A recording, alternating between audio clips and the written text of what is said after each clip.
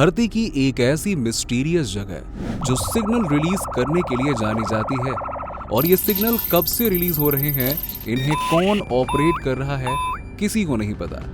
इसके अलावा इसका धरती से दूर स्पेस से क्या कनेक्शन है, ये भी नहीं पता। खैर, ये कारनामा 40 सालों से चल रहा है और आज भी जारी है। आखिर धरती की इस जगह से रिलीज हो रहे सिग्नल क्यों रहस्यमयी बने हुए हैं, और ऐसे कई सारे सवाल हैं जिनके बारे में लोगों को नहीं पता। क्या ये सिग्नल एलियन के द्वारा भेजे जा रहे हैं जो मानव की सिविलाइजेशन से जुड़ने की कोशिश कर रहे हैं?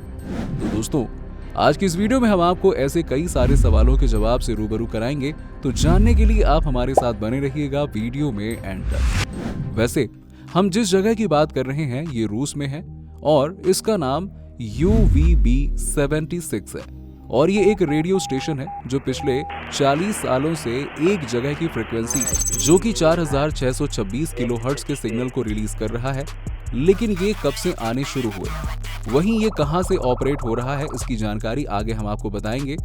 रिसर्चर इस बात का पता लगाने की कोशिश भी करते हैं और अभी तक इन कई सवालों पर से पर्दा उठा है, लेकिन इन सवालों की वजह से इस जगह को हॉन्टेड माना जाता है। जब हम इन सिग्नल्स की खोज के बारे में बात करते हैं तो इस पर से पर्दा ऑस्ट्रेलिया की कर्टिन यूनिवर्सिटी के रिसर्चर ने उठाया।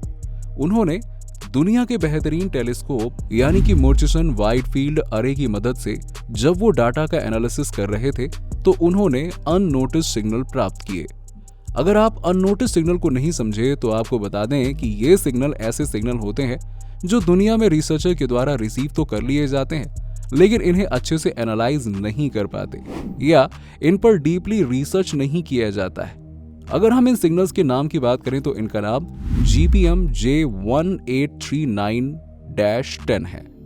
यानी कि इन सिग्नल का नाम तो रख दिया गया, लेकिन बाकी की फॉर्मेलिटी पूरी नहीं की गई। आपको बता दें कि धरती पर मौजूद दूसरे सिग्नल के कंपैरिजन में ये सिग्नल बिल्कुल डिफरेंट थे, यानी कि ये मिस्टीरियस सिग्नल थे। जहां फर्स्ट रेडियो बर्स्ट सिग्नल यानी कि रेडियो पल्स हर 1 या 2 सेकंड या मिली सेकंड के बाद रिपीट होते हैं, वहीं ये मिस्टीरियस सिग्नल 1-2 मिली सेकंड या फिर मिनट के बाद भी रिपीट होते रहते हैं। लेकिन आखिरकार इसका लॉजिक क्या है? तो आपको सबसे पहले इसके जवाब से वाकिफ करा देते हैं और आपको बता दें कि धरती पर मौजूद सिग्नल जो रिकॉर्ड किए जाते हैं वो कॉमनली किसी पल्सर से रिलीज किए जाते हैं, और इनमें इतनी ज्यादा एनर्जी होती है कि ये सिग्नल को ज्यादा लाइट ईयर से दूर एमिट कर सकते हैं। और इस पूरे प्रोसेस के लिए किसी ऑब्जेक्ट का हाईली एनर्जेटिक होना काफी जरूरी है ताकि ये दूर से पल्सर के सिग्नल को कनेक्ट कर सके। और अगर यही प्रोसेस उन अननोन सिग्नल के साथ होता तो ये भी उन सिग्नल की तरह ही 1 या 2 सेकंड में रिलीज होते। इसके अलावा आखिरकार इन अननोन सिग्नल को कनेक्ट करने के पीछे ऐसे कौन से कॉस्मिक एंटिटी जिम्मेदार थी जो इन सिग्नल्स को अभी तक हम अपने रिकॉर्ड में शामिल नहीं कर पा रहे हैं। अगर हम इसकी इन्वेस्टिगेशन पर फोकस करें तो इसके सबसे पहले स्टेप में सिग्नल के ओरिजिनेशन को डिटेक्ट करना होता है।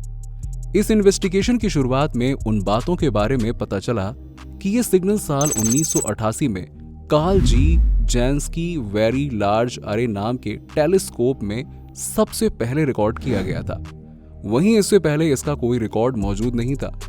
इसके साथ ही साल 1995 में giant metre wave radio telescope में भी इन सिग्नल्स को रिकॉर्ड किया गया। अब आपको बता दें कि 1988 में पहले इस तरह के सिग्नल के बारे में साइंटिस्ट के पास कोई जानकारी नहीं थी।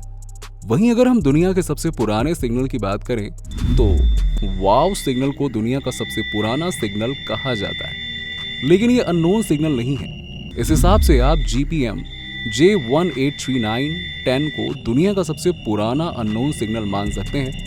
जब हम इन्वेस्टिगेशन के दूसरे स्टेप की तरफ बढ़ते हैं तो सवाल ये आता है कि अननोन सिग्नल आखिरकार दुनिया के किस कोने से आ रहे हैं, और इन सिग्नल को जब रिसर्चर ने पिन पॉइंट किया तो इसके बारे में जो खुलासा हुआ उसे देखकर लोग चौंक गए, क्योंकि ये सिग्नल 15,000 लाइट ईयर्स दूर स्कैटम कॉन्स्टेलेशन में मौजूद किसी ऑब्जेक्ट से निकल रहे थे। अब हम आपकी जानकारी के लिए बता दें कि स्कैटम से निकलने वाले ये सिग्नल कुछ नए नहीं है, क्योंकि इससे पहले भी UY स्क्यूटी जो कि ब्रह्मांड का ब्राइटेस्ट स्टार है, वो भी इस स्कैटम कॉन्स्टेलेशन में मौजूद है। वैसे आपको बता दूं कि इन अननोन सिग्नल के बारे में अब तक कई सारी जानकारी मिल चुकी थी या कई सवालों के जवाब अब तक मिल चुके थे, लेकिन अब भी एक सवाल रिसर्चर के मन में था जो काफी ज्यादा इंपॉर्टेंट था। और ये सवाल था कि आखिरकार ये सिग्नल है क्या। अगर हम आज के करंट साइंटिफिक मॉडल की बात करें तो ऐसा कह सकते हैं कि ये कोई न्यूट्रॉन स्टार नहीं हो सकता, क्योंकि न्यूट्रॉन स्टार की एक टर्म डेथ लाइन होती है। अगर आप इस बात को नहीं समझे तो आपको बता दूं कि डेथ लाइन का ये नंबर वो रेट ऑफ रोटेशन होता है जो धीमे रोटेट होने पर, यानी हमारे कॉस्मोलॉजी प्रिंसिपल के अनुसार कोई भी न्यूट्रॉन स्टार किसी भी प्रकार का एमिशन यानी कि एक्सक्रीशन नहीं कर पाता है, और उस स्केल पर तो ये बिल्कुल नहीं कर पाता जिस स्केल पर इन सिग्नल्स की रीडिंग रिसीव होती है। आपको बता दें कि ये यहीं तक सीमित नहीं था। इसकी रीडिंग्स पर और ज्यादा जब रिसर्च किया गया तो पता चला कि ये सिग्नल जहां 1-2 सेकंड नहीं 30 सेकंड में रिपीट हो रहे थे, वहीं ये बढ़कर 5 मिनट तक थे, यानी कि ये सिग्नल 5 मिनट के पीरियड में भी रिपीट हो रहे थे। लेकिन अभी तक इससे कोई रिजल्ट नहीं मिल पा रहा था। इस पर और ज्यादा रिसर्च किया गया और कई महीनों की रिसर्च के बाद रिसर्च टीम को लीड कर रही डॉक्टर नताशा हर्ले वॉल्कर ने सिग्नल और सिग्नल के ओरिजिनेशन पॉइंट, यानी कि जहां से सिग्नल आ रहे थे, उस पर स्टडी की और बताया कि ये ऑब्जेक्ट, जिसे अल्ट्रा लॉन्ग पीरियड मैग्नेटोर यानी कि एक प्रकार का धीमा घूमने वाला न्यूट्रॉन तारा कहते हैं, और इसके जैसा पूरी दुनिया में कोई भी ऑब्जेक्ट नहीं था। इसके साथ ही इस ऑब्जेक्ट की थियरी ने कॉस्मोलॉजी के कई प्रिंसिपल्स को नकार दिया था। इस ऑब्जेक्ट के बारे में डॉक्टर नताशा ये भी दावा करती हैं कि इस तरह का ये केस पहला नहीं था जब इस तरह के ऑब्जेक्ट को ऑब्जर्व किया गया हो। इसका एग्जाम्पल आप 2021 में खोजे गए एक मैग्नेटोर के द्वारा समझ सकते हैं। ये मैग्नेटोर हर 18 मिनट के पीरियड में 1 मिनट से ज्यादा लंबे सिग्नल को रिलीज कर रहा था। वहीं इसे एक अल्ट्रा लॉन्ग पीरियड के रूप में डिनोट भी किया गया। स्लोवर था। वैसे आपको ये कुछ ज्यादा ही लग रहा होगा, लेकिन जब हम किसी हाईली एनर्जेटिक पल्सर की बात करते हैं तो इसका डिफरेंस सिर को घुमा देने वाला होता है।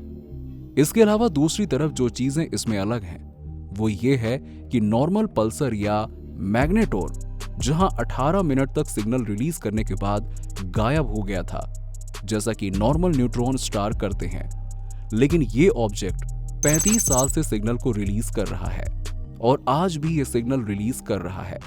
आपको बता दें कि कुछ ज्यादा होशियार लोग भी इन सिग्नल्स के बारे में अपनी बात रखते हैं।